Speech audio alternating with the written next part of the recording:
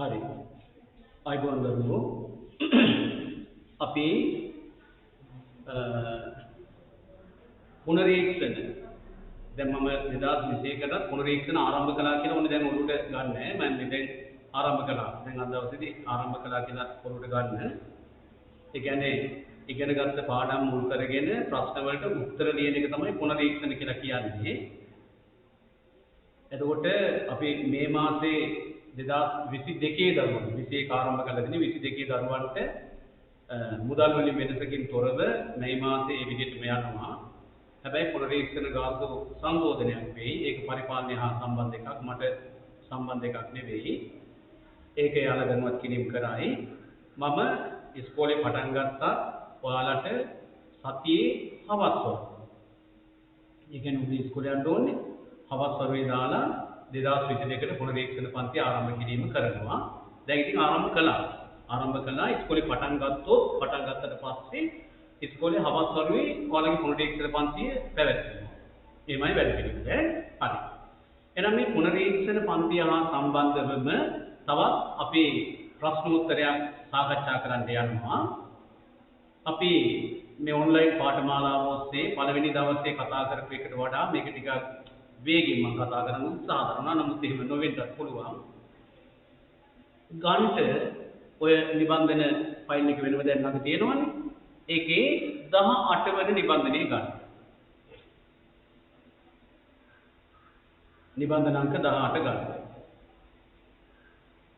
ඒ නිබන්ධන අංක 18ට අදාළව විස්තර ලියන්න වෙනමම අර වගේම තමයි කොලයක් වෙනම තියාගන්න ඕනේ. right. වැඩ දෙක හරි පැන තියෙන්න ඕන. දැන් වැඩේට සූදානම් වෙමු. මේ ප්‍රශ්නේ පුතේ මම අහලා තියෙන්නේ සද්ධර්මා ලංකාරය කියන පොතේ. මේ ප්‍රශ්නේ අරන් තියෙන්නේ අපි සද්ධර්මා ලංකාරය කියන පොතට අදාළව. සද්ධර්මා ලංකාරයෙන් අපිට කතාවස්තු දෙකක් ඉගෙන ගන්න තියෙනවා. ලස්සන කතාවස්තු දෙකක්. එකක් ස්වර්ණතිලකා කතා පුවත. අනික නන්දි වාණිජ කතාවස්තු. ඒ කතාවස්තු දෙක ආශ්‍රිතව තමයි මේ ප්‍රශ්නේ මම හදලා තියෙන්නේ. හරි ලස්සනයි. අපිට කතා කරන්න පුළුවන්. හොඳ ප්‍රශ්නයක්. මොකද්ද ප්‍රශ්නේ බලමු ඉස්සෙල්ලාම. ගුණගරුක වූ මිනිසුන්ට යහපතක්. ගුණ හීන වූවන්ට අයහපතක්. සැලසෙන ආකාරය කතා රසය දැනවෙනසේ කියලා තියෙනවා. දැනවෙන හල් නයන්න බවට පත් කරගන්න මම පුතේ ඒක පුංචි මුද්‍රණ දෝෂයක්. දැනවෙන කියලා දාගන්න දැනවෙනසේ කියලා තියෙනවා. දැනවෙනසේ කියනවාද එක් කපන්න. ඉදිරිපත් කිරීමට සද්ධර්මා ලංකාර කතුවරයා දරන ප්‍රයත්නය. නිර්දිෂ්ට කතා මගින් උදාහරණ සහිතව විමසන්න. එහෙම තමයි මේ ප්‍රශ්නේ ඉදිරිපත් වෙලා තියෙන්නේ. මේ ප්‍රශ්නේ ගොඩක් වැදගත්. ඇයි දන්නවද වැදගත්? මේ ප්‍රශ්නේ වැදගත් කියන්ට සාධක ඕන තරම් ගන්න පුළුවන්. අම්මි කියලා කිව්වහම අම්මා කොච්චරනම් දරුවන්ට සෙනෙහවන්තද? අම්මා කොච්චර දරුවන්ට සෙනෙහවන්තද කියන්න මට ලෝක රට රාජ්‍යයන්ට ඕනේ නැහැ. මට මගේ අම්මා ගැනම කතා කරන්න පුළුවන්. අපේ අම්මා මෙලොවට බිහි කරපු දරුවන් ගණන 10ක්. අම්මාද ජීවිතුන් අතර නැහැ. මිය ගොස් දැනට අවුරුදු 6යි. මං තමයි අපේ පවුලේ බාලයා. එතකොට දරුවෝ 10යි. අම්මයි තාත්තයි 12යි. අනිවාර්යයෙන්ම අපේ අක්කලාගේ අයියලාගේ එහෙම නැත්නම් අම්මා තාත්තගේ කොහොගේ හරි ඇඳුම්කමක් මත දවසට අපේ ගෙදර අමතරව ඉන්නෝ දෙතුන් දෙනෙක් ඉන්නවාමයි. ඥාතියින් එහෙම ඉඳලා සොට් හිත වඩා වැඩි. හිතා ගන්න දැනකුත් නැහැ වෙලාවකට මේ පැත්ත දාලා ඔහොම දරහටි ගැහුවා වගේ ඊට පෙරෙන්නත් බැහැ මෙහෙට පෙරෙන්නත් බැහැ. හැබැයි ඔය ඉන්න සියලු දෙනාටම බත් උයලා ඒ කාලේ බත් උයන්ට නිකම් බෑනේ. අද වගේ නෙවෙයි. හාල් වල වී හෙනින්න ඕන, හාල් ගරන්න ඕන, පොලන්න ඕන නේද? ඒ වගේ. ඔය අද වගේ වෙනවා කියලා බෑනේ මිරිස් අඹරන්ට උන තුන පහ අඹරන්ට උන කහ අඹරන්ට උන එහෙමයි. ඔව්. ඊළඟට අද වගේ ගෑස් එකේ නෙවෙයි දර ලිපේ උයන්ට උන වතුර අදින්ට උන. ඊළඟට අද වගේ ඔය කඩ කෑම වලට අපේ අය යොමු වෙලා හිටියේ අපේ අම්මා. කෝස් ඇලියක් පණීම කඩලා කපලා ඔක්කොම කරලා උයන hina මුස්මුනේ ඔක්කොම කන්න දෙනවා. අද එක දරුවයි අම්මයි තාත්තයි. ඒත් අම්මා තාත්තා එනකොට කෝල් කරනවා මේ කොහෙද ඉන්නේ? දැන් නම් මේ ටවුන් එක බැස්සා විතරයි. අනේ එනකොට පුළුවන් නම් මේ ෆ්‍රයිඩ් රයිස් එකක් කරලා දෙන්න පුරා. නැත්නම් කොත්තුවක් දාගෙන ඉන්න. කියලා කියනවා. ඔර ඉන්න තුන් දෙනාට උයා ගන්න බෑ. එක්ක තොත්තු නෙමෙයි මොනවද? කොත්තු. එහෙම නැත්නම් රයි. කඩේ මුදලාලි හම්බෙන්න යනවා ඊට පස්සේ අර මිනිස්සයා නැත්නම් ගෙදර ආවෙන් පස්සේ ඉතින් මණ්ඩලේ කචන්නේ. ඒ ගිහිල්ලා කතා කරනවා මුදලාලිගේ. මුදලාලි බත් තියනවද? මිනිස්සයා කල්පනා කරනවා උදේ ඉඳලා වෙන්නා මේ නිකන් රයිස් එකක් නෙවෙයි බත් ගෙනියන්න. බත් කියනවා මුදලාලි මාළු මොනවද හරිත් එක බත් එකක් ගෙනියන්න. මුදලාලි කියනවා බත් නම් නෑ මහත්තයා රයිස් තියෙනවා. එහෙනම් රයිස් දෙකක් දෙන්න. ඉංග්‍රීසියෙන් රයිස් කියන්නේ මොනවද?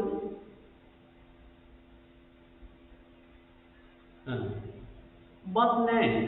රයිස් තියනවා කිව්වම එහෙනම් රයිස් දෙකක් දෙන්න කියනවා. ඒත් බත්ම තමයි. අපි මේ රටට ගිය කනට හිතෙන්නේ මම මේක ගත්තේ මේ පාඩමට අදාළයි. එදා අපේ අම්මලා කොච්චර දරුවන්ට සෙනෙහවන්තද? මේ ළඟදී මම දැක්කා සමාජ මාධ්‍ය ඔස්සේ සහ විද්‍යුත් රූපවාහිනිය අපි දැක්කා. අත්තම්මට මොනවද කිව්වා කියලා පොඩි දරුවෙක් අත්තම්මත් ඉන්නවා ගල් රූපයක් වගේ. අම්මා ගහනවා අමානුෂික විදිහට දරුවට අත්තම්මගේ සමාව ගන්න කියලා. ඒ දරුවා සමාව ගයි සමහර විට. හැබැයි දරුවා හොඳ දරුවෙක් වෙන්නේ නැහැ. ඒ දරුවා හොඳ දරුවෙක් කරන්න පුළුවන්කම තිබුණා. කොහොමද කරන්න පුළුවන්කම තිබුණේ? ඔළුව අත ගාලා පුතේ අත්තම්මා තමයි මම මේ තැනට ගෙනාවේ. මාව හැදුවේ අත්තම්මා. ඔයා මගේ පුතා. අත්තම්මා තමයි ඔයාව චූටි කාලේ බලාගත්තේ. ඒ හින්දා අත්තම්මට සැර කරන්න එපා පුතේ. එහෙම කරන්න එපා කියලා හොඳට ඔළුව අත ගාලා අර දරුවාගේ කිව්වනම් අත්තම්මගේ සමාව වෙන්න ආයි කවදාවත් කරන්නේ නැහැ කියලා. ඔය කොල්ලා අඬ අත්තම්මගේ සමාව. ආයි කවදාකවත් අත්තම්මට මම බනින්නේ නැහැ. එහෙම කියනවා. අර නීයා කරන් ගහනකොට කෝ මව් සෙනෙහස කෝ ගුණගරුක සමාජයේ ප්‍රශ්නය.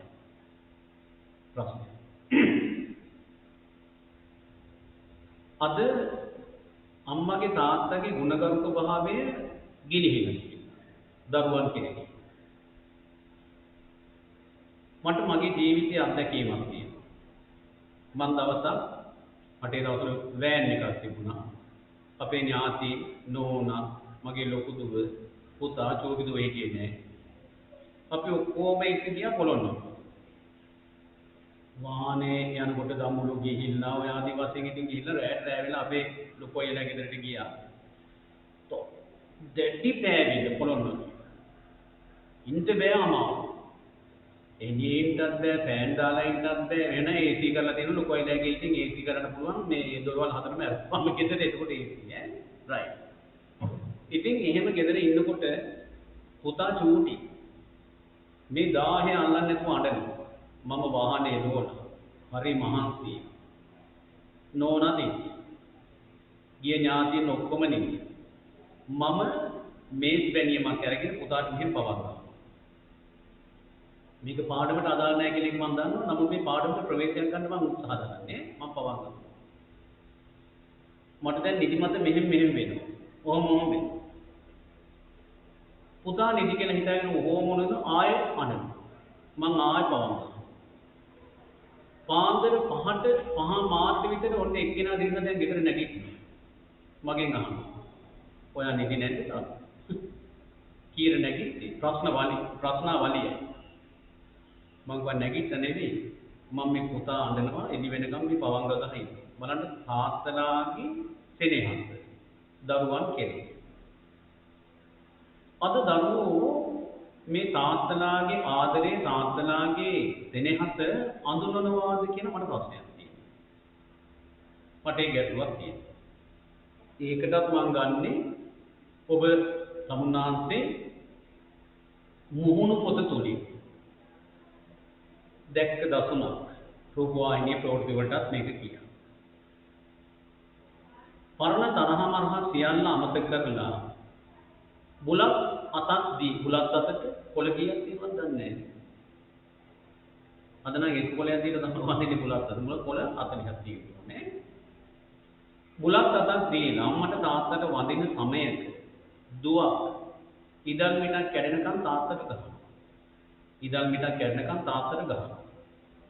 තාත්තගේ අතේ ලේ එනවා. කෝ දරුවන්ගේ සෙනෙහස. ඔය තාත්තා පොඩි කාලේ ඉඳන් ඔය දරුවෝ දකින ගානේ ෆුට්බෝල් එකට වගේ පයින් ගගත් හැදුවේ. අනේ නේ. අර මං වගේ ඔය තාත්තා ඔය දරුවා ඔය ගැහන් ළමයි චූටි කාලේ තුරුල් කරන් ඉන්නේ. හොරතල් කරන්නේ.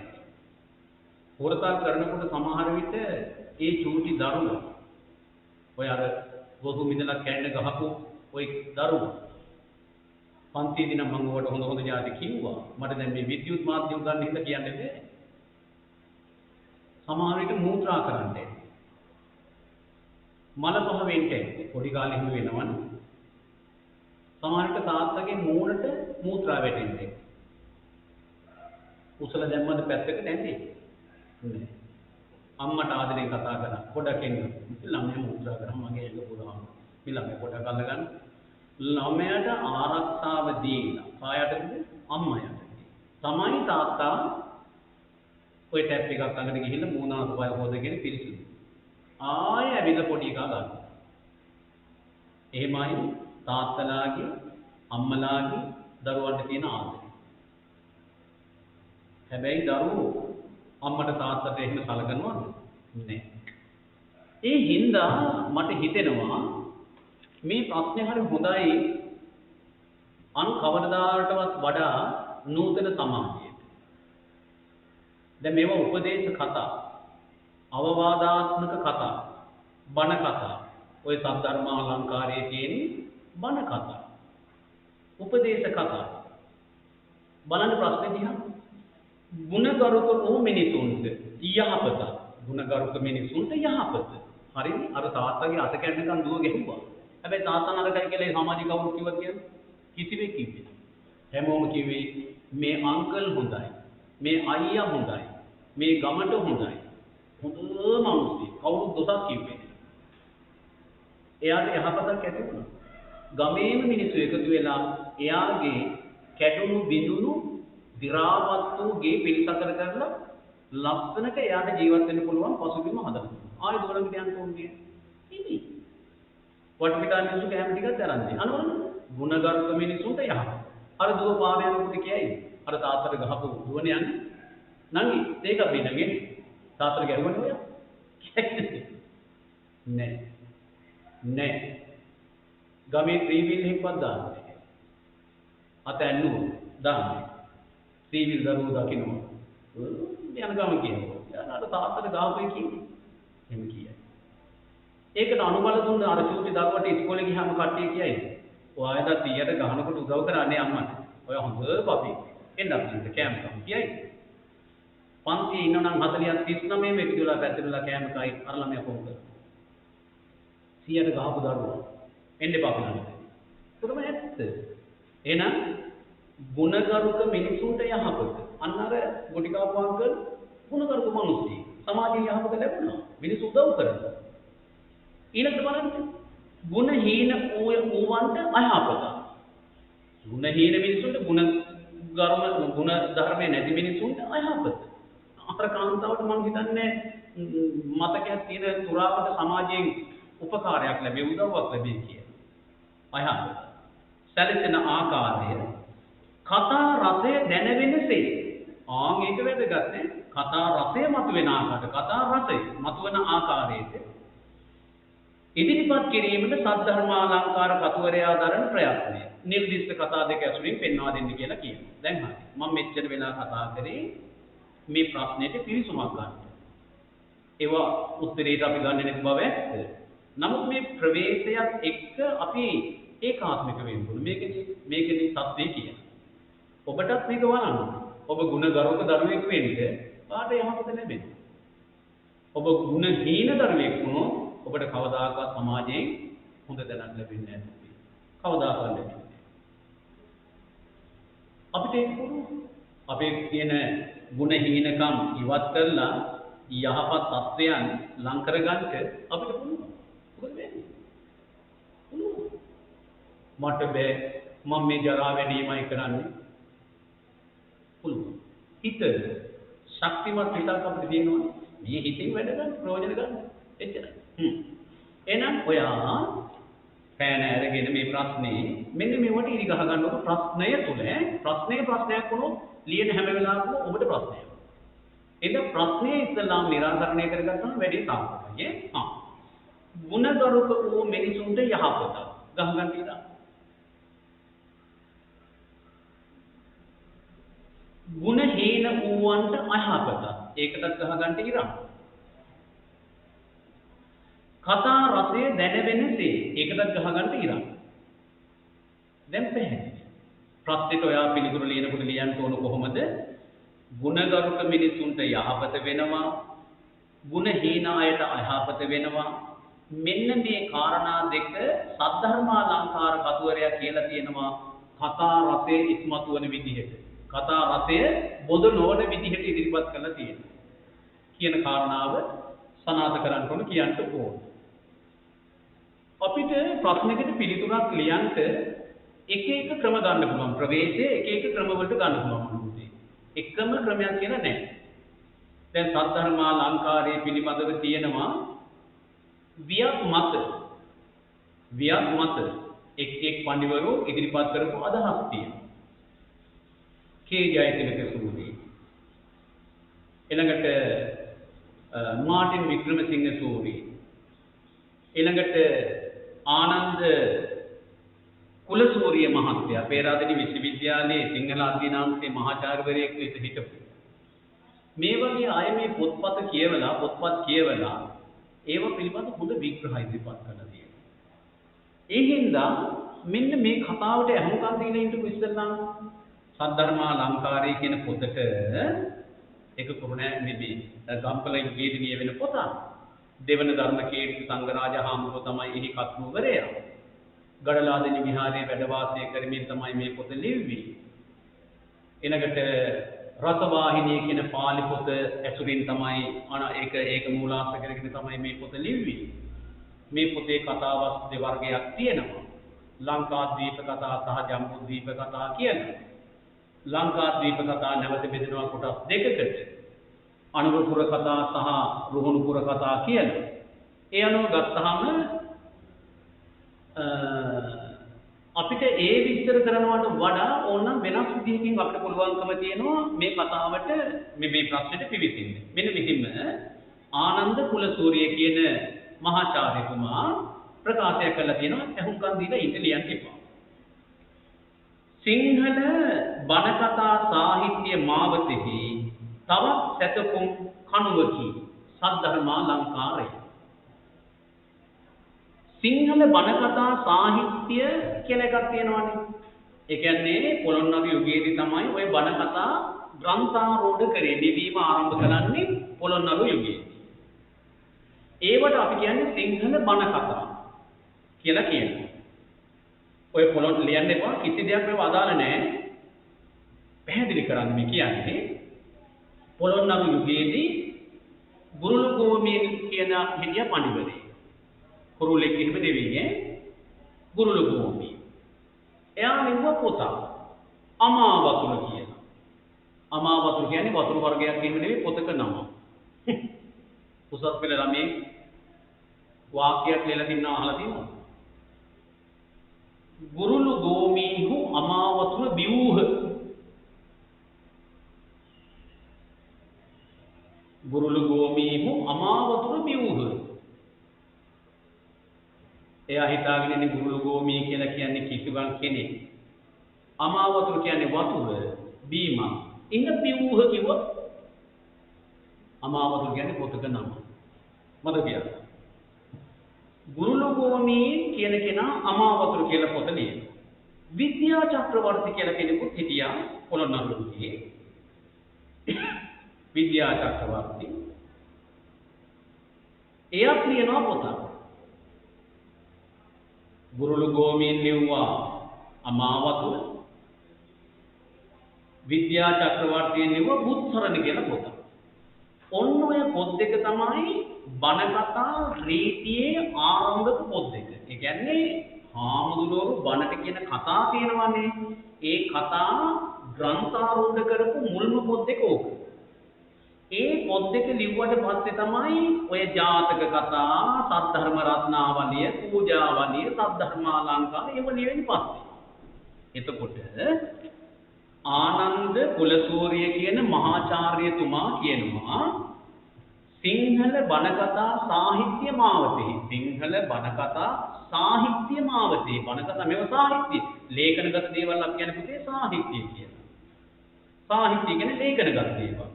දැන් නව කතාව සාහිත්‍ය ලියලානේ තියෙන්නේ. කෙටි කතාව සාහිත්‍ය ලියලානේ තියෙන්නේ. ජාතක කතා සාහිත්‍ය. බුද්ධිල කාව්‍ය ලියලානේ තියෙන්නේ සාහිත්‍ය. ලියලා තියෙනවා සාහිත්‍ය. දැන් නාට්‍ය ලියලා තියෙනවානේ නාට්‍ය පිටපත සාහිත්‍ය. හැබැයි නාට්‍ය වේදිකාවක රඟ දක්වනකොට සාහිත්‍යද? නෑ ඒක කලාව. ඒ කලාවයි සාහිත්‍යයයි කියලා කියන්නේ දෙක. හරිනේ? එහෙනම් සාහිත්‍ය කියලා කියන්නේ ලේඛනාරූඪ දේවල්. ලියලා තියෙන දේවල් නේ. ඒකත් මත තියාගන්න. ඒව දැනගත්තාම හොඳ අපි පිළිච්ච දරුවෝ වෙන්න ඕනේ. දැනට ගිහිල්ලා කතා කරනකොට දැන් බලන්නකෝ ඔය සංවාදයේම කරනකොට සමහර අය ඇවිත් අහනවානේ මාධ්‍යවේදීන් ප්‍රශ්න. අහනකොට මේ මිනිස්සු මෙහෙම කරලා පිළිසිලා ඒ මිනිස්සු ඒ කරන විග්‍රහය තුළ කොච්චර පැතිරිච්ච දැනුමක් එක්කද මේ මිනිස්සු මේවා කියාගෙන යන්නේ කියලා බලන්න. ඔබත් ඒ වගේ පැතිරිච්ච දැනුමක් ඇති වියතෙක් වෙන්න උත්සාහ කරන්න. පැහැදිලිද? එතකොට හරි ලස්සනයි පුතා, හරි ලස්සනයි. බලන්නකෝ. දැන් අපි චූටි කාලේ මම මේක කියන්න ඕනේ ඉතින් මට කියන්න හිතෙනවා. අපි චූටි කාලේ ගම්තුලාවල ඉඳද්දී මට මතකයි අපේ මාමා කෙනෙක් දවසක් ඇහුවා පන්සලේ උත්සවයක් තියෙන වෙලාවක මේක පන්සලේ තමයි ඒක වෙනම කතන්දරයක් මේ ගන්න හදන උදාහරණේ පන්සලට අදාළ නොඅදාළ මට දන්නේ නැහැ. නමුත් මගෙන් ඇහුවා අර මරාපු කුකුළු පොහොර මල්ලක දාලා ගෙනල්ලා මට කතා කරලා මේනවනේ මේ කුකුළු ටික කපන්න පුළුවන්ද කිව්වා. අපේ මාමා කෙනෙක්. ඒ මාමා දැන් ජීවිතුන් අතර නැහැ. ඒ කියන්නේ කුකුළු කපන්න තමයි අපිට පැවරීම කරේ. මං ඒක කළේ නෑ. ඊළඟට මලකයක් තිබුණා. එයි කොළ මේව නැත්නම් මම මේවනේ. කොහොම තමයි අපිට කතා කරන්නේ. අපි ඉතින් යනවා. ඉල්ලා ගුරුවරයෙක් ඉස්සරහා කීකරු ශිෂ්‍යෙක් ඉන්නවා වගේ ඉතින් අපි ඔහොම ඉන්නවා. මෙන්න මේ පාන් ටිකයි මේ තේ වතුර ටිකයි මේ බුලත් බුවක් ටිකයි සෝනට අරන් යන්න. ඉතින් අර පාන් රාත්තල් 10ක් 15ක් කපලා මොකද සෝහනේ වල කපන්නේ 6 දිනක් වුණාට පාන් කන්න ඉන්නවනේ 60ක්. ඉතින් අරව පරිප්පෝක්දයි තේකයි ඔක්කොම කරගහන් ඉතින් අපි යනවා කොල්ල දෙතුන් දෙනෙක්. එදා අපිට ගමේ නිවි වෙච්ච තැන. හැබැයි අද මං ගමට ගියා. මට කියන්නේ මේ කුකුළු ටික කපලා දෙන්න පුළුවන්ද කියලා මගෙන් අහන්නේ. මලගේකට ගියා. මේ පාන් ටික සොරට අරන් යන්න කියයි. නෑ. මහත්තයා කතාවක් කරන්නකෝ. මලගෙදර වෙන්නේ. ඕන්නේ ඔක වෙන කාට හරි දෙන්න මම ඉතින් දැන් ගමෙත් නෙවෙයි. බෑ. අපේ ගමට නම්බුවක්. මහත්තයා අනිවාර්යෙන්ම මේ කතාව කරන්න ඕනේ එදා අපිට අපේ සමාජයේ තිබ්බ තත්ත්වයයි දැන් තියෙන සමාජ තත්ත්වයයි. මලගේකට ගියොත්, ගෙදරකට ගියොත් කතාවක් කරලා මිසක් එන්නේ නැහැ. මගුල් ගෙදරකට ගියොත් සමහර විට අනිවාර්යයෙන්ම කතාවක් කරන්න වෙනවා. ඕනම තැනකට ගියොත් ඒවා. අපි පන්සලට ගියොත් එහෙම මම ටික පස්සේ පදල් මහත්තයා ඇයි උතන? එන්න ඉස්සරහට එන්න. මට එන්න ඉස්සරහට. එහෙම කතා කරනවා. මට කියන්න ඇයි මට එහෙම කතා කරනවා ඇත්ත කියලා. මම මගේ මේ තියෙන තත්ත්වයේ උණුප්පනව නෙවෙයි මට මගේ දරු පැටව ටික අරන් යන්න ඕන ඉස්සරහට මට උඹලා මුත්තේ රත්තරන් මිනි කැට වගේ මට අරන් ඉස්සරහට යන්න ඕන. මම ඒකයි මම මේ කියන්නේ. තේරුම් ගන්න මගේ ඇතුලේ තියෙන හදවත මම මැරිච්ච කාලෙක දරුවෝ කියයි කවදා හරි කාලෙක මේ වගේ මිනිස්සෙක් අපිට හිටියේ කියලා. නැති උනේ මේ මිනිස්සෙන්නේ කියලා. මගේ ඇඟ ඇතුලේ තියෙන්නේ මගේ දරු පැටව ටික කැම්පස් එකට යන්න. මට ඉන්න ලෝකයක් නැහැ. මට ඊට වඩා ගණදෙනුවක් මගේ දරුවොත් එක්ක නැහැ. පැහැදිලි. ඔය හොඳ ප්‍රතිඵලයක් කියාගෙන ආපුවම මට ගෑන් ළමයින්ද පිරිමි ළමයින්ද නෑ මම බදා ගන්නවා. මට ඒ තරම් හිතේ සතුට. මගේ චූටි දුව ඒ තුනයි කියලා ප්‍රතිඵලයකිනකොට රෑ 10කුත් දාන්න කිව්වේ මට තාත්තා මට ප්‍රතිඵල ඇවිල්ලා තියෙනවා ඒ තුනක් තියෙනවා කියලා. මං එහෙම ඇදෙන් බැහැගෙන ඇවිල්ලා මම වඩාගත්තා මගේ කෙල්ල. මම වඩාගත්තා. ඒක තමයි අපේ ඇඟ ඇතුලේ තියෙන්නේ. මට හරි සතුටක්. පැහැදිලි. ඒ හින්දා මං කියන්නේ ඔය එදා අපිට ගමේ උරුම වෙච්ච තැන නමුත් අද උරුම වෙලා තියෙන තැන මොකෙන්ද මට මේක ලැබුණේ මගේ සල්ලි බලයෙන් මම වාහනේ කියන්නේ හින්දාද නැහැ දැනුම් පොතපත කියවුවා ඉගෙන ගත්තා විශ්වවිද්‍යාලයට ගියා විභාග පාස් කළා එතකොට අපි තැනකට ගියහින් පස්සේ මොනවා හරි ගැටලුවක් තියෙනකොට ඒ ගැටලුව මම වෙලාවකට ඔහේ සංවාද යන්න අරිනවා ඔහේ යන්න අරිනවා මිනිස්සු මරා ගන්න නම් ඔහේ කතා කරනවා සංවාද කරනවා ඒ ගිහිල්ලා අන්තිමේට කිසියම් තැනකදී මම පොඩක් කතා කරන්න කමන්නේ කියලා මම අහනවා පැත්තකින් කතා කරනවා අරායි කතා කරනකොට එකම ගෝසාවක් සමාන වෙන්නේ මම කතා කරනකොට එහෙම සියල්ලෝ නියන්න වෙලා මම කියනවා මෙහෙම කරොත් හරි අර ප්‍රතිවිරුද්ධ කණ්ඩායම් දෙකට බෙදලා හිටු මිනිස්සු ඔව් ඒක හොඳයි නේද ඒක තීරණයකට එනවා අපි ඒ තැනට තල්ලු කරේ මේ පොත්පත් තුලින් මේවා කියවන මේ දැනුම තුලින් එහෙනම් මේ පොත් කියලා කියන්නේ යහපත් මිතුරෝ වගේ ආදරණීය ගුරුවරයෙක් වගේ එහෙනම් පොත්පත් කියවන්න ඔබගේ ජීවිතයේ විනෝදාංශය මොකක්ද කියලා අහපුවම මට හරියට අහන්න ලැබෙන්නේ මේ ළඟදී මම දැක්කා මුහුණු පොත පෙරලගෙන යනකොට ඒක පුංචි ළමයෙක් මම හිතන්නේ ඉස්කෝලේ 6 7 වගේ ඇති එයා අර බැලුවොත් සල්ලි තමයි කියලා අර කියන්නේ. හැබැයි ඉතින් රස්නේ තියෙන්නේ ඒක වැදුනොත්. හැබැයි ඉතින් කියනෝනේ මේකක් කියන්නේ. බැලුවොත් සල්ලි තමයි කියලා කියනවා. ඒක කියද්දෝ හම්බෙලා. ගෙදරේ. ඒ පොඩි එකාගෙන් අහනවා. මේ මාධ්‍යවේදියාට උසල පොලේ ගහනවා. පොඩි එකාගෙන් අහනවා. උන් මාධ්‍යවේදියෝ නෙවෙයි. පොඩි එකාගෙන් අහනවා ඔබ මොනවද බලන්නේ? මේක කියනවා හවස 4 ඉඳන් රෑ 10 විතර වෙනකන් තියෙන්නේ. සියලු ටෙලිනාට්‍ය නම් ටික කියාගෙන කියනවා. 7 ඉඳන් 7:00 මහවලික බලනවා 7:00 ඉඳන් 8 වෙනකම් මේක බලනවා 8 ඉඳන් මේක වෙන ඊට පස්සේ බලනවා 8:00 ඉඳන් මේක බලනවා රෑ 10 මේක බලනවා කියලා මේක. පුංචි කාලේ ඉඳන් අපේ දරුවෝ බොයිලර් කුකුල වගේ පත් කරන්නේ මේ වගේ ජරා ජීර්ණ දේවල් වලට. මේවට ඉඩහතර ලබා දෙන දෙමෝපියන්ට ඉදිරියේදී දරුවේ කට උස්සන වෙලාවට අම්මලා තාත්තලා නිහඬ වෙන්න ඕනේ. අම්මට ගහන්න එහෙම හදනකොට පුතේ නිහඬ වෙන්න ඕනේ. ඇයි? අම්මා තමයි පුතාට දුවට මේ ටෙලිනාට්‍ය බලලා විකෘති මනසක් ඇති කරගන්න ඉඩ දුන්නේ ගෙදර. උන් එව්ව බලලා විකෘති මනසක් ඇති කරගෙන නැන්දම්මට ගහන, අම්මට ගහන, තාත්තට ගහන, අම්මට ඔයා කියලා කතා කරන, තාත්තට ඔයා කියලා කතා කරන සමාජයක් ගොඩ නැගුණාම පුතේ මට ඔයා කියන්න එපා කියලා කියන්න බෑ. ඇයි? අර පුංචි කාලේ ඉඳන් මේ ජහජරා ටෙලිනාට්‍ය බලලා ඉන්දියානයේ තුට්ටු දෙකේ ආනයනය කරපේව බලලා ළමයාගේ මනස් විකෘති කරලා තියෙනකොට ඉතින් ඒ උන් යහමකට ගන්න බෑ.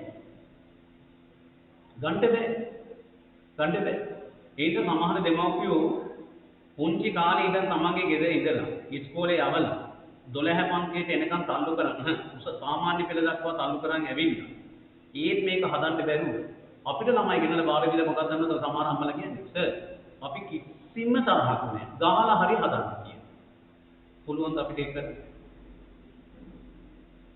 අම්මට තාත්තට බැරි වුණා නම් උපන් දවසේ ඉඳන් ගෙදර ඉඳලා සාමාන්‍ය පෙළ දක්වා අවුරුදු 16ක් වෙනකම් හදාගන්න බැරි වෙච්ච එක 12 13 අවුරුදු දෙකට අපිට බාර දීලා අවුරුදු දෙකකින් මේක අපිට හදන්න පුළුවන්.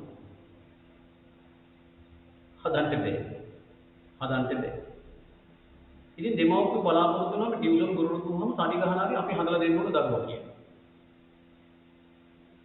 ඔය ගෙදර තියෙන ඔය හුණියන් පෙට්ටිය පොඩ්ඩක් අඩු කරන්නකො මුස්ලිම් ගෙවල් වල ඔය හුණියන් පෙට්ටියට වැඩි ඉඩ දෙන්නේ නැහැ නේ. දන්නවද ඒක? මුස්ලිම් ගෙවල් වල දෙන්නේ නැහැ නේ ඉතින්. මගේ පන්ති වල ඉගෙන ගන්න ළමයින්ගෙන් ජාතික දුරකථන භාවිත නොකරන ළමයි කවුද? මුස්ලිම් ළමයි. පොඩි විවේකයක් දුන්නේ හැටි අපේ ගැහන් ළමයි මොකද කරන්නේ? ගන්නවා මේක හිර කරගෙන බස් දාලා ඉතින් මිරිකදී ළඟ ඉන්න එකයි කතා කරන්නේ නැහැ. ඒව ටිකක් කියවන්න කියන වැඩි වුණා. ඉතින් කොහොම හරි මම කියන්නේ පොත්පත් කියවන්න ආදරය කරන්න. පොතට ආදරය කරන්න. ඔයා ලස්සන ළමයෙක් වෙයි. ඔයාගේ මූණත් ලස්සන වෙයි. ඔයාගේ මොළේ ලස්සන වෙයි. ඔයාගේ ඇවතුම් පැවතුම් ලස්සන වෙයි. ඔයා අඳින ගමන බිමන සියල්ල වෙනස් වෙයි. ඔයා ලස්සන දරුවෙක් වෙයි. ආදරය කරන්න පොත්පත්. විශේෂයෙන්ම මේ පැරණි පොත්පත්. එහෙනම් ආනන්ද කුලසූරිය කියන මේ මහාචාර්යතුමා කියනවා සිංහල බණ කතා සාහිත්‍ය මාවතේහි තවත් සැතපුම් කණුවක්. දැන් මෙහෙම සැතපුම් කණු කියලා කියනෝනේ අද නම් කිලෝමීටර තියෙන සැතපුම් කණු කියලා කියන්නේ. පළවෙනි සැතපුම් කණුව, දෙවෙනි සැතපුම් කණුව, තුන්වෙනි කියන්නේ. එනම් මෙහෙම එනකොට සද්ධර්මා ලංකාරය කියන්නේ සාහිත්‍ය ගමන් වගේ තවත් සැතපුම් කණුව. ලස්සනයි. එහෙනම් මම මේ ඉල්ලීම කරනවා. මේ ප්‍රශ්නෙට ප්‍රවේශ වෙනකොට අපි උඩින්ම උපුටණයක් යටතේ මේ ප්‍රකාශය දාමු. උඩින් එහෙනම් උදුෘතයකට තේම ලියා ගන්න. සිංහල බණ කතා සාහිත්‍ය මාවතේ. සිංහල බණ කතා බණ කිනුර නායක මූර්තද නේද? කතා කිව්වහම තත්භව ක්‍රමේ නම් අල්ප ප්‍රාණ තත් සම ක්‍රමේ නම් මහා ප්‍රාණ. ඕනේ තයන්න දාන්න. සිංහල බණ කතා සාහිත්‍යයේ. හැබැයි කතා කියනකොට මෙතන තයන්න මහා ප්‍රාණ වෙනවා. කතා සාහිත්‍යය. තයන්න මහා ප්‍රාණ. සිංහල බණ කතා සාහිත්‍ය මාවතේ. සිංහල බණ කතා සාහිත්‍ය මාවතේ තවත් සැතපුම් කණුවක් ලෙස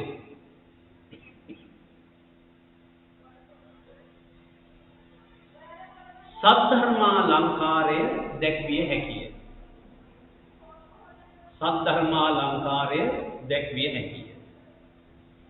දැන් පුතේ ඒක ලියන උද්ෘතය වහලා දැන් ඊට පහලින් තමා දාන්නේ ඒ ප්‍රකාශය කළ කෙනාගේ නම දාන්න ඊට පහලින්. දැන් මේ විදිහට මෙහෙම ඔක ලිව්වනම් මෙහෙම නෙමෙයි එයාගේ නම දාන්න. අපේ දරුවන්ට මේ මට ගෙඩින් ඉරක්වා ගහන්න බෑ ඇදලා ඉන්නවා වෙනවා. මෙහෙම අපි ওই ප්‍රකාශය ලියව කියන්නේ. එහෙනම් නම දාන්නේ මෙතන නෙමෙයි. මෙන්න මේ පැත්තට බලව තමයි දාන්නේ. මේ පැත්තට බලව නම දාන්න ඕනේ. එහෙනම් මේ ප්‍රකාශය කරන්නේ කවුද දන්නවද?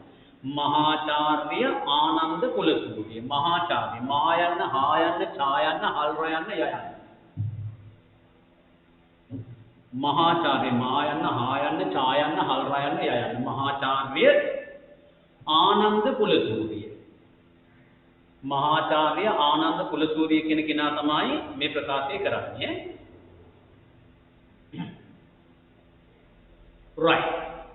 දැන් එහෙම කරලා අපි බලමු ගුණගරුක වූ මිනිසුන්ට යහපත ගුණ හීන වූයන්ට අයහපත ඉදිරිපත් කරලා තියෙනවද කියලා බලමු. මම ඉස්සල්ලාම ගන්නවා පුතේ දැන් කතා දෙකක් තියෙනවා කියලා මම කියවනවා වට මතකද? මොකද්ද කතා දෙක කියන්නේ? ඔබම හිතන්නේ. මොකද්ද සද්ධර්මා ලංකාරයේ කතා දෙක? හිතන්න. එක ස්වර්ණ තිලකා කතාවස්තු. අනිත් නන්දි වාණිජ කතාවස්තු. හොඳට මතක තියාගන්න ඕක පටල ගන්න එපා. සමහරව පතුවරුන්ගේ නම් පටල ගන්නවා, පොත්වල නම් පටල ගන්නවා. ජීවිතේම කැටලෙලක් කරගෙන එහෙම කරන්න එපා. අපි ඉස්සල කතා කරමු එක කතාවක්. කතා දෙකම අල්ලගන්න කිව්වොත් එහෙම ඔක බාධාවක් නේ. එක කතාවක් ඉස්සල්ලා ගමු. අපි ගමු ස්වර්ණ තිලකා කතාව.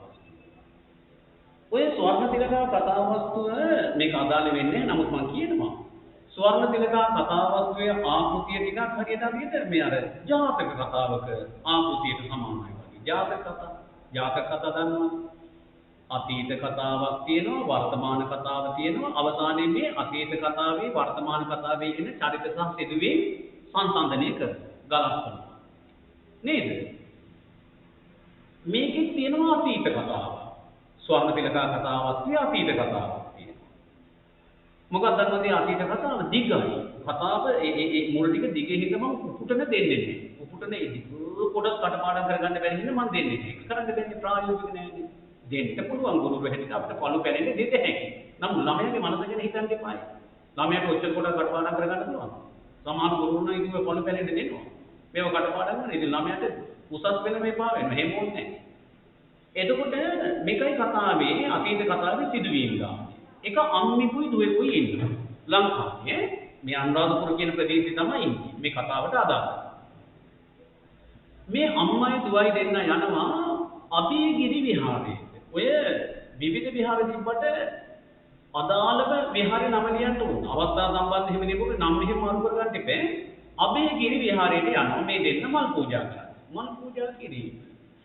ඒකත් හරි වටිනා දෙයක්. ඒකත් හරි වටිනා දෙයක්. මෙතන අබෞද්ධ දරුවෝ මේ දේශනෙට අහුම්කම් දෙනවා ඇති. මම බෞද්ධ දරුවෝ ගැන කල්පනා කළා. හොඳ පිරිසිදු චේතනාවෙන්. හවස. නාන්න වෙරණ ඇඟාතපය හොඳට හොදගෙන. පිරිසිදු ඇඳුමක් ඇඳගෙන. පිරිසිදු චේතනාවෙන් මල් ටික කඩලා ඒ මල් වට්ටිය වෙනම හදලා. ඊළඟට පහන් සුවඳ දුම් ඒවා හදලා. ඒ සියල්ල බුදු හාමුදුරුවෝ ළඟ අපේ ගෙදර තියෙනවනේ එහෙම බුදු පහනක් ළඟට තැනක් තියෙනවනේ. ඒ තියලා පන්තිල් අරගෙන මේ මල් පහන් පූජා කරලා ඊට පස්සේ රූපවාහිනිය උනන් ඒකෙනු ටිකක් බලන්න කෑම බීම ටික කන්න පොත්පත් වල වැඩ කරන්න නිින්දට යන්න හැම දෙයක්ම මහ පුදුම සුබ සිදුවීම් වෙනවා හැම දෙයකම තියෙන මහ ප්‍රසන්න බව පැහැදිලි නේද මල් පූජා කිරීම කියන එක හරිය හොඳ දෙයක් හිතට සැනසීමක් මට හැම වෙලාවකම බෑ මම වැඩ කළා යන වෙලාවට රැ වෙනවා මට විවේකයක් තිබ්බොත් හැම දවසම වගේ ඔය කාර්යය මම ගෙදර දැන් පොඩ්ඩ කරනවා ඒ දවස් නම් මට කරන්න බැරි වුණා දැන් මෑතක ගිහලා මම පොඩ්ඩක් ඒකට යොමු වෙලා තියෙනවා හරි සැනසීමක් උදේ හිතට ලොකු සැනසීමක් තියෙනවා මම මේ ළඟදී මල් කඩනකොට නාලා සුදු ඇඳුමක් ඇඳගෙන මල් වට්ටිය කඩාගෙන ඒ සුදු මල් අතරට මට ඒක රතු මල් වගේ තිබ්බ චූටි ඉටි මල් වගේ ඒ මල් ටිකකුත් මෙහෙම තියන්න ඕන මල් වට්ටියට ලස්සනයි කියනකොට මට ඇහෙනවා අපේ පුතාට අවුරුදු 23යි තරුණියෙක් අපේ නෝනා මගේ නෝනාටින් කියනවා අපේ තාත්තා පවුනේද අම්මා කියලා කිව්වා ඒ කියන්නේ මගේ අර චර්යාව දැක්කහම එයාට මොකක්ද හැඟීමක් ඇතිවෙනවා තාත්තෙක් මෙහෙමද වෙන්න ඕනේ තාත්තා කෙනෙක් නම් මෙහෙම කෙනෙක් ඉන්නේ මල් පූජා කරන හොඳින් කතා කරන එහෙමනේ කියලා හිතුවා. අපේ තාත්තා පවුනේද අම්මා කියලා කිව්වා. ඒක මට ඇහුණා නෑ වුණා වගේ හිතියා මම මේක වෙනම කතාවක් ඈ. ඉතින් මල් පූජා කරන් තියන්නේ. අමතක වෙන්න යන ප්‍රශ්න අහන්නේ. දැන් කියන්නේ කොහෙටද යන්නේ? පන්සල කියන්නේ? මොන විහාරෙද? අබේගිරි විහාරය.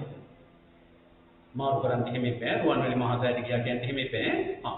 රුවන්වැලි මහසෑය ළඟට ගියාට සමහර අය හරි ඒක වෙන දෙයක්. ඉතින් අබේගිරි විහාරයට යනවා මල් පූජා කරන්න. ගිහින් බලනකොට එතන වතුර නැහැ. පෙන් වතුර උදක කියන්නේ පෙන් කියන්නේ වතුර කියන්නේ අඹ කියන්නේ ඔක්කොම එක අතරයි. වතුර නැහැ. අම්මා ගියා වතුර ගේන්න. ඇයි දන්නවද? මල් පූජා කරනකොට මල් ආසනේ ඉස්සල්ලා හොදන්න ඕන. හොඳට පිරිසුදු කරන්න ඕනේ. ඊළඟට දැස් හොදන්න. ඔක අනිත් පැත්තෙන් එහෙම කියන්න එපා. ඉස්සල්ලාම දැස් හොදන්න ඕනේ. ඊට පස්සේ මල් ආසන. එතකොට මල් ආසනේ හොදන දැස් අපවිත්‍රයි. ඉස්සල්ලා මල් ආසනේ හොඳට සුද්ධ කරලා පිරිසුදු කරලා ඊට පස්සේ දැස් හොදන්න. ඒකත් පිරිසුදුයි මේකත් පිරිසුදුයි. නේ? ඒකට තමයි වතුර ගේන්න ගියා අම්මා. හැබැයි දුව කලබලකාරී. තරුණයි කොහොමද කලබලකාරී තමයි. තරුණයි වැඩි හිටියෝ වගේ නෙවෙයි. ඉතින් දුව මලස්න නොසෝදා මල් ආසනේ හොදන්නේ නැතුව. දැස් නොසෝදා අත් දෙක පවිත්‍ර කරන්නේ නැතුව අරගෙනච්ච මල් මණ්ඩලාකාරව තැබුවා. මණ්ඩලාකාරව කියන්නේ වටේට රවුමට තැබුවා. තියලා බුදුහාමුදුරන්ගේ අපරිමිත වූ ගුණ සිහිපත් කරලා බුදුහාමුදුරන්ට තියෙන මහා ගුණ ඉතිපිසෝ භගවා අරහං කියලා අපි කතා කරන්නේ බුදුහාමුදුරන්ගේ ගුණ තමයි. ඒ ගුණ සිහි කරලා මල් පූජා කළා. එයා කරපු වැරද්දකුත් තියෙනවා. මල් පූජා කරපේක හොඳයි. හැබැයි ඒක කලේ පිරිසිදුව නෙවෙයි. තවත් වැරද්දක් වෙනවා. මොකද්ද වැරද්ද? මල් පූජා කළා මෙයා ප්‍රාර්ථනාවක් කරනවා මම ඊළඟ ආත්මෙදී මේ මල් පූජා කරපු කුසලයේ නිසා රූපත්ව උපදින්න ඕන. ලස්සන වෙලා උපදින්න ඕන කියන ප්‍රාර්ථනාවක් කරනවා. ලස්සනම කෙනෙක් ගැන කතා කරනකොට මොනවද තියෙන්නේ පුතා? පංච කල්යාණ කාන්තාවක් සම්බන්ධ වුණා කියවෙනවා නේද? පංච කල්යාණ කියන එක තියෙනවා. අපිට ලස්සන වටිනා කියන මිනිහෙක් නැතුණානේ. ජයලාල් රෝහණ මහත්තයා. අහලා තියෙනවද? නළුවෙක් වුණාට ආචාර්ය උපාධි ගණනාවක් තිබ්බ. අපේ රටේ අර ටියුෂන් ඉස්කෝලේට ඇවිල්ලා දොර මඩලාවට ඇවිල්ලා මිනිස් මනස් හදන්න ගොඩාක් මහන්සි වෙච්ච මිනිස්සෙක්. මේ මිනිස්සයා අකාලේ මිය ගියා. තව කාලයක් හිටියනම් හොඳයි. එයා හරිය ලස්සන එකතුවක් කළා. කාන්තාවකට පංච කල්යාණයට අමතරව තිබිය යුතු විශේෂ කල්යාණයක් ගැන ඔක් කිව්වා. ඒක මම උනත් හිතලා තිබ්බ දෙයක් නෙවෙයි. බුද්ධි කල්යාණය කියන එකක් තියෙනවා. පංච කල්යාණයට අමතරව බුද්ධි කල්යාණය කියන එකක් තියෙනවා කිව්වා. හරිද? මල කොච්චර ලස්සන වුණා සුවඳ නැත්නම් මලේ වටිනාකම අඩුයි. කතා පංච කල්යාණේ කතා කාන්තාවක් පංච කල්යාණයෙන් යුක්ත වුණා බුද්ධිය හීන නම් සුවඳ නැති මලක් වගේ. එහෙනම් පංච කල්යාණයේ තිබුණාට මදි. බුද්ධි කල්යාණයක් තියෙන්න ඕන තමයි. ජයලාල් රෝහණ මහත්තයා තමයි ওই නව අදහස් ඉදිරිපත් කළේ. හරීම වැදගත්. ඒක මම මගේ ජීවිතේට දරුවන්ට උගන්වන්නට ආදර්ශයක්ම කරගත්තා. ඉතින් ඇය ප්‍රාර්ථනා කරනවා රූපත් වෙලා උපදින්න ඕන, ලස්සන වෙලා උපදින්න. මල් පූජා කරලා ඒ වගේ ප්‍රාර්ථනාවක් කරපේකත් හොඳ නෑ බබා. හොඳ නෑ. ඒකත් එච්චර හොඳ ප්‍රාර්ථනාවක් නෙමෙයි. ඒ දන්නවද? ඒ මල් පූජා කරන ගාථාවේ අර්ථයක් වෙනවනේ පුතේ. නේද? මල් පූජා කරන ගාථාවේ අර්ථය සිංහලයට ගත්තොත් කියවෙන්නේ මොකද්ද? මේ මල මෙච්චර ලස්සනට තිබ්බට මේක තර වෙනවා, විනාශ වෙනවා, කුණු වෙනවා, ගඳ යනවා කෙලවර. ඒ වගේ මගේ ජීවිතය ලස්සන වුණාට යම් දිනක විනාශ ස්වභාවයකටපත් වෙනවා. ඒක තමයි මේ කියන්නේ. බුදුහාමුදුරන්ට ඔය මල් පූජා කරන බුදුහාමුදුරු කිව්වේ නෑ මට මල් තිය බලන්න වටින් කියලා. එහෙම කිව්වේ නෑ. දේශපාලඥයෝ වගේ මට මේ මල් මාලා පලඳන්න කියලා බුදුහාමුදුරු කිව්වේ නෑ. හැබැයි මේ හදාගත්තේ මිනිසුන්ගේ ප්‍රඥාව ගොඩනගන දෙයක්. මේ මල වගේ මගේ ජීවිතයත් විනාශ ස්වභාවයකටපත් වෙනවා.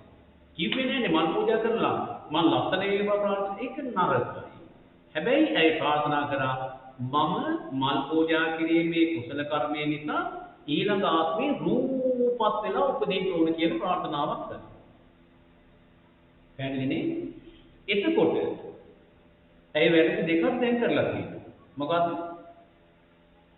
මල් ආසනේ නොසෝදා මල් පූජා කිරීම, දෑත් නොසෝදා මල් පූජා කිරීම, මල් පූජා කරලා රූපය ලස්සන වේවා කියලා පැතුම්.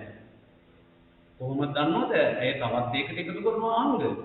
ඇය කොච්චර ලස්සනද කියලා කිව්වොත් Taman දකින්න පිළිමින් සිහි නැතුව වැටෙන්න ඕන කියලා ප්‍රාර්ථනා කරනවා. ඒක ඊට වඩා කැත කතාවක්.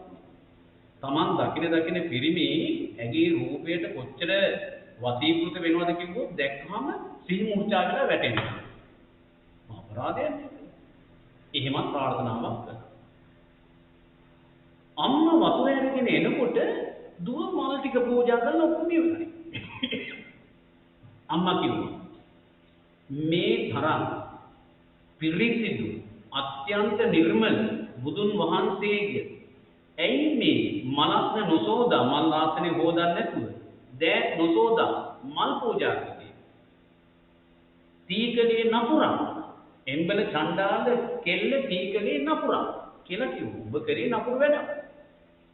අම්මලා මේ දරුවන්ට බනින්නේ විශේෂයෙන්ම ගැහැණු ළමයින්ට බනින්නේ අම්මලාගේ වගකීමක් කියන. දැන් මේ දරුවන්ට අම්මලා දොස් නගනකොට මේ දරුවෝ අම්මලාත් එක්ක තරහයි. පණින. සමහර දූලා ඉන්නවා අම්මලාත් එක්ක තරහ වෙලා සති ගණන් අම්මත් එක්ක කතා කරන්නේ මූණ බලන්නේ අම්මගේ එක්ක ගනුදෙනුවක් නැහැ. හැබැයි අම්මලා හරි බුද්ධිමත් අප්පා. අම්මලා හරි බුද්ධිමත්.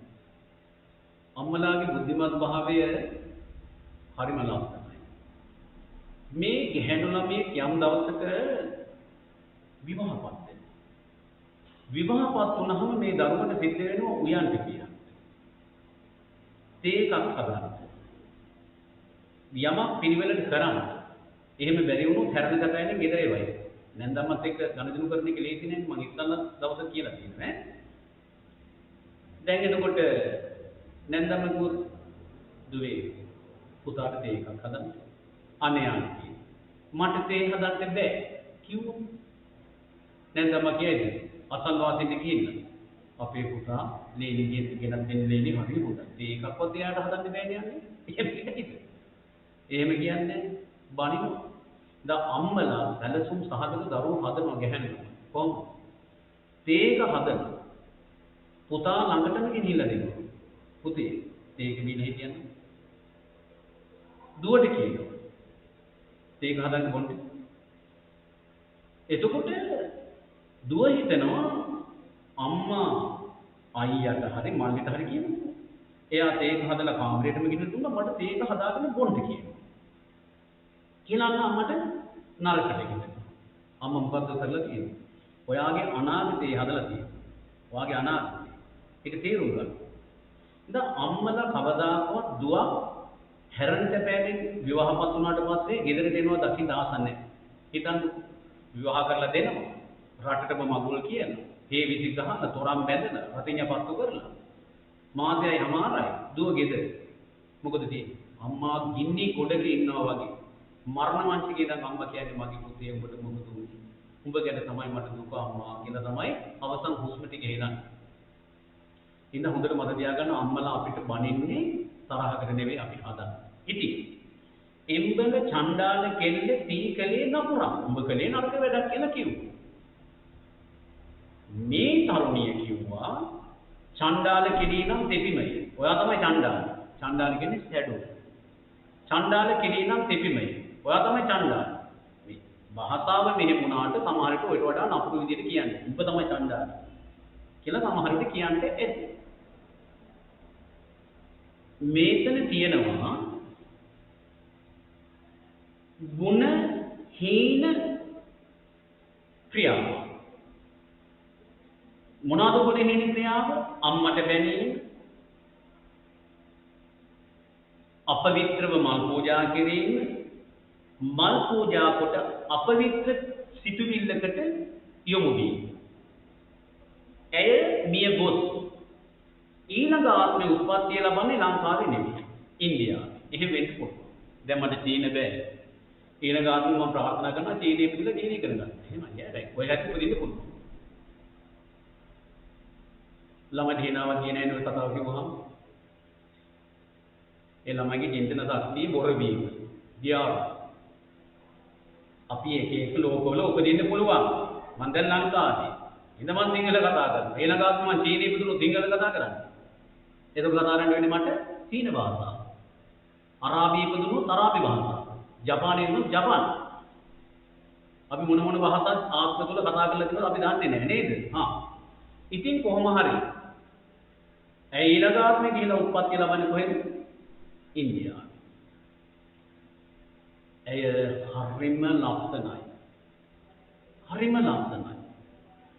ඒ ලස්සන කොච්චරද කියලා කිව්වොත් සියලඟ කියන්නේ ශරීරය. කෙලී සියලඟ දූලි ගාලා කියන කවි කොටසක් අහලා සියලඟ කියන්නේ ශරීරය. දූලි කියන්නේ දූවිලි තමයි. කෙලී කියන්නේ ලයන මූර්ධජ ක්‍රීඩා කරනවා. සෙල්ලම් කරනවා. සියලඟ කියන්නේ ශරීරය. සියලඟින් රශ්මි ධාරාවක් විහිදෙනවා. එළියක් විහිදෙනවා. ඒ තරම් ලස්සනයි. පැහැදිලි. ඒව ගැන කතා කරන්න උවමනාවක් නැහැ මොකද පාඩමට අදාළ නැති. ඍජුවම අදාළ නැති. ලස්සන. ඒකේ දෙතන මැද මෙතන ළමැද කියලා කියන්නේ නේද? ලය මැද ලයන මූර්ධජ වෙන්නේ. ළමැද දෙතන මැද. රන් තිලකයක් පිහිටුවා. රත්තරන් තිලකයක්. දැන් ඒ පොඩ්ඩක් හරි විවෘත කරපුවම මේකෙන් මෙහෙම එළියක් වෙනවා. අපෙන් එහෙම එළියක් වෙනන්න ඕන ටෝච් ගහන්න ඕනේ. මේකෙන් එළියක් වෙනවා. හරි ලස්සනයි. ඇයි මේ ලස්සන රූප සෝභාවයක් ඇයට ලැබුණේ දන්නවද? අර මල් පූජා කළ ප්‍රාර්ථනාවක් කළා. මම ලස්සන වෙන්න ඕන කියලා. මාව දකින්න පිරිමින් සිහි නැති වෙලා වැටෙන්න ඕන කියලා මතකයි. ආන්ගේ පැතුම මතන එහෙම වුණා. හැබැයි අම්මට චණ්ඩාලි කියලා කිව්ව මතකද ඔයාලට? සැඩොලිය කියලා බැන්න අම්මට. මොකද උනේ? ඇය කොච්චර ලස්සන වුණා ඉපදුනේ පුතේ චණ්ඩාල කුලේ. කුල සංකල්ප අපි පිළිගන්නේ නැහැ. අපි කියන්නේ මම නම් එච්චර මේකට මුල් තැන දෙන්නේ නැහැ.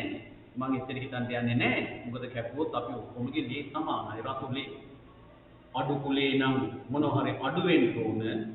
වැඩි කුලේ නම් පාර්ට්ස් මොනවා හරි වැඩි වෙන්න බෑ. ඉතින් මොකද අඩු කුලේ වැඩි කුලේ කියලා පාර්ට්ස් වල අඩුවක් නැන්නේ. අර මිනිහට තියෙන දේමයි අපිටත් තියෙන්නේ.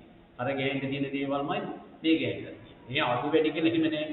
දැන් කුල සංකල්පය ඒ තරම් කරපින්නගෙන වැඩ කරන එක දියුණුවට අවහිරයක්. එහෙනම් අපි ඉතින් හිතන්න යන්නේ නැහැ. හැබැයි සමාජ සම්මතයක් තියෙනවා පහත් කුලය කියලා කිව්වහම ටිකක් පිළිගැනීමේ පොඩි ගැටලුවක් තියෙනවා. නේද? මේකක් තියෙනවනේ මම ඒක පිළිගත්තේ නැති වුණාට මගේ දරුවෝ පිළිගත්තේ නැති වුණාට සමාජය තුල එහෙම එකක් තියෙනවා. සමාජය තුල තියෙනවා. ඒ වගේම උදාහරණ ඕන තරම් ගන්නත් පුළුවන්. නමුත් එහෙම එකක් තියෙනවා. ඉතින් ඇය ලස්සනයි උපන්නේ සැඩොලියක් වෙලා චණ්ඩාලියක් වෙලා. මොකද දැන් ප්‍රශ්නෙට එන්නේ? ගුණ ගරුක වූ මිනිසුන්ට යහපත, ගුණ හීන වූවන්ට අයහපත. ගුණ හීන වූවන්ට අයහපත කියන කාරණාව මෙතින්දි ගන්න පුළුවන්ද බැරිද? මේ දැන් මම කරපු පැහැදිලි කිරීමත් එක්ක ගන්න පුළුවන්ද බැරිද? ඔබ කියන්නේ මේ කතා කරන්නේ. ගන්න බැරිද? ගන්න පුළුවන් නේද? ගන්න පුළුවන්. ගුණහීන වූවන්ට අයහපත. ඒක තියෙනවනේ? එහෙමනම් මෙන්න මේ ටික ගමු උත්තරේ.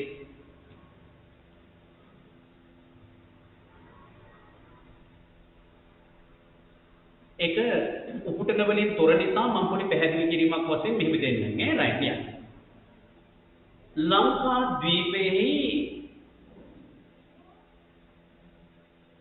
ලංකාද්වීපයෙහි අනුරපුර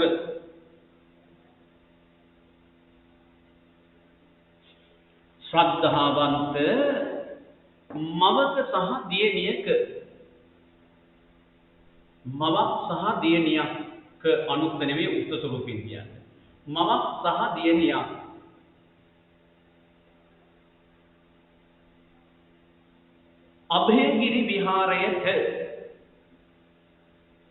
අභයගිරි විහාරයට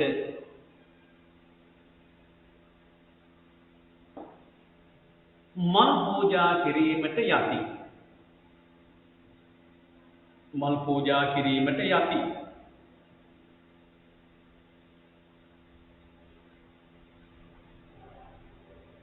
මව පෙන් ගෙනෙන්නට ගිය අවස්ථාවේ පෙන් ගෙනෙන්නට නැත්නම් ගේන්නට කියලා කිව්වත් මට කමක් නැහැ. පෙන් ගෙනෙන්නට ගිය අවස්ථාවේ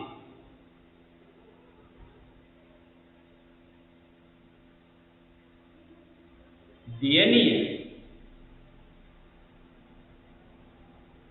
මලස්න මල් අස්න මලස්න සන්ධිපදයක්.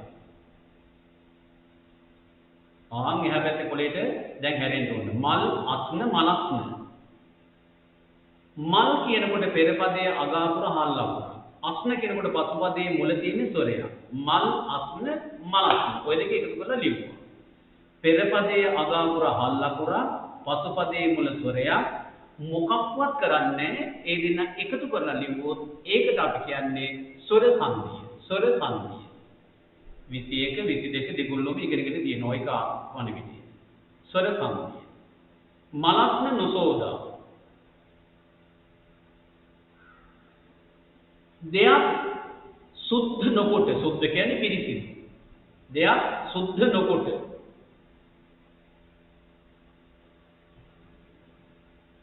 බුදුන් වහන්සේගේ අපමණ බුදුගුණ සිහිපත් කරමි. අපමණ බුදුගුණ සිහිපත් කරමි. මල් පූජා කළාය. මල් පූජා කළාය.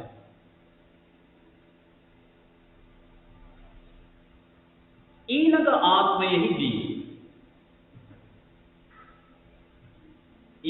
ආත්මයෙහිදී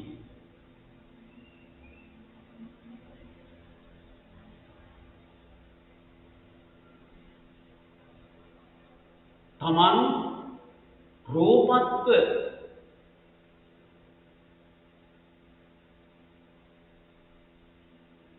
උපදින නිසා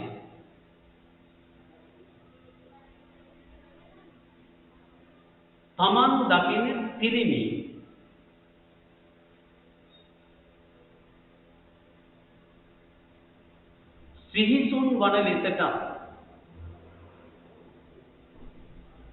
සිහිසුන් වන ලෙසට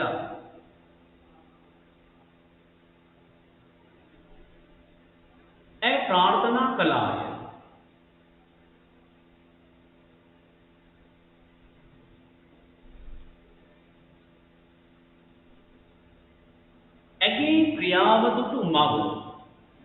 ඇගේ ක්‍රියාව දුටු මව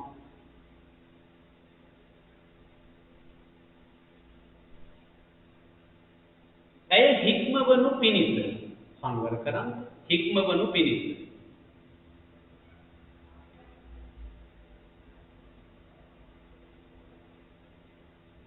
මෙසේ කීවාය.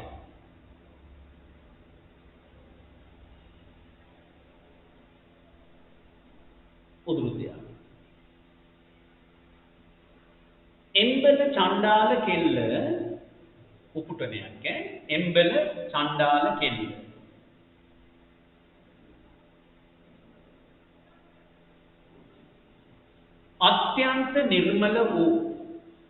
අත්‍යන්ත නිර්මල වූ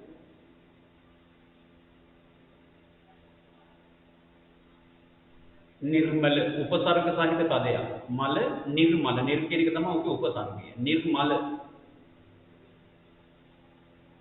පිරිසිදු කියන එක. නිර්මල වූ බුදුරජාණන් වහන්සේට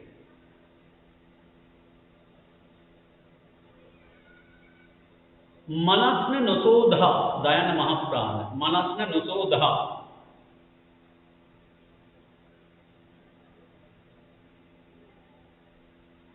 කුමක් පිණිස මල් පිදීද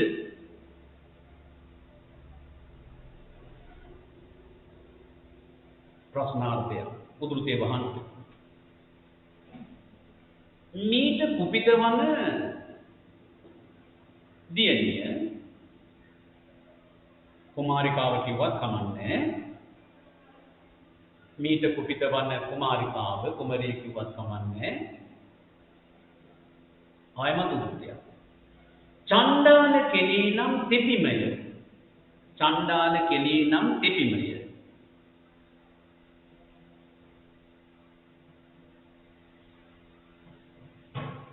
උදුරුතේ වහන්ට මවට කීවාය.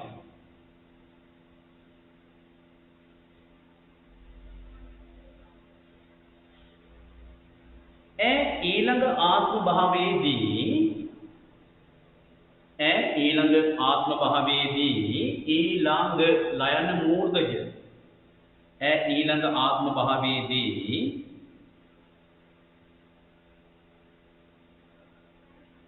ಭಾರತ දේශයේ උපත ලබන අතර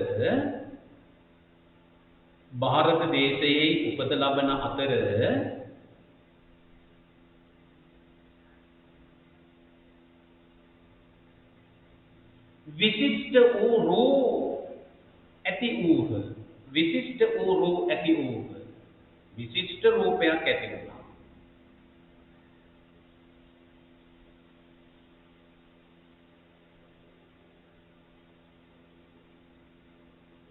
එහි ඇ චණ්ඩාලියකි. ඇ චණ්ඩාලියකි. සැඩොලියා. දැන් ඔබ ප්‍රශ්නෙට ගලපන්න.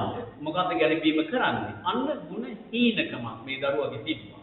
මේ කුමරියගේ. ඒ ಗುಣ හීනකම තමයි අපවිත්‍ර ලෙස මල් පිදීමක්, මවට චණ්ඩාලිය ලෙස කීමක්. ඒ නිසා ඒකට එයාට ලැබුණා ප්‍රතිඵලය. මොකද්ද? එය කොච්චර ලස්සන වුණත් සැඩොල් කුලේ තමයි ඉපදුනේ. ಗುಣ හීන අයවලුන්ට අත් වෙන විපාකය. ලස්සනට ඒක කිව්වනේ. රයිට්. ඊළඟ කරුවක් දාගන්නකො.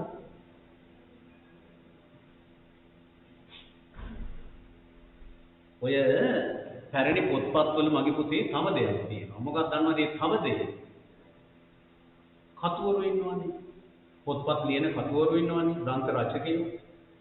ඒ පොතපත ලියන කතුවරයා එක එක චරිත සිදුවීම් මුල් කරගෙන ඔය ಗುಣ හේන අයට අත්වන ප්‍රතිඵල, ගුණගරුක අයට අත්වන ප්‍රතිඵල කියන අතර කතුවරයම ඉස්සරහට පැනලා එයාමත් සමහර විස්තර කරනවා. කතුවරයම විස්තර කරනවා. සමහර තැන්වලදී එහෙම විස්තර කරනවා. ඒක තේරුන්නේ නැහැ ඔයාලට කිව්වේ මොකද්ද කියලා. එහෙනම් මම මෙහෙම කියන්නම්. මොනවද දැකලා තියෙනවද? මේ දවස්වල නම් මොනවද දකින්න අමාරු. සල්ලි කොළවල මොනවද ඉන්නවද? එදා සමහරුන්ට මොනරු සහිත කොළ අත ගන්නට හම් වෙනවා අඩු. මොනරු සහිත කොළ වැඩියෙන්ම අත ගන්න ඕන නම් ඔබ යන්න ඕන දකින්න ඕන. යන්න ඕන තැනක් කියන්නේ මොනරු සහිත කොළ සල්ලි කොළ මොනරු සහිත සල්ලි කොළයක් ඔබ දකින්න ඕන යන්න ඕන තැන කියන්නේ. මම ඔබගේ ওই දැනුම නිකන් පොඩ්ඩක් පරීක්ෂා කරන්න වගේ මේ බලන්න.